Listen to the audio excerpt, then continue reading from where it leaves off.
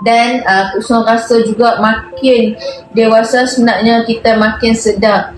Yang saya sendirilah makin sedar sebenarnya kejayaan tu bukanlah duit semata-mata.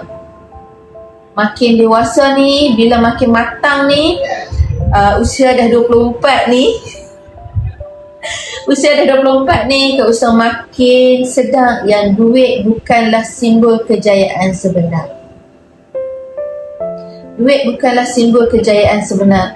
Kejayaan bagi Kak Usnul di Usnul Furniture ni adalah bila tim Kak Usnul mampu secara keluarga. Bila tim Kak Usnul mampu menjadi versi yang lebih baik daripada hari pertama mereka main minta kerja dulu, di interview dekat meja tu.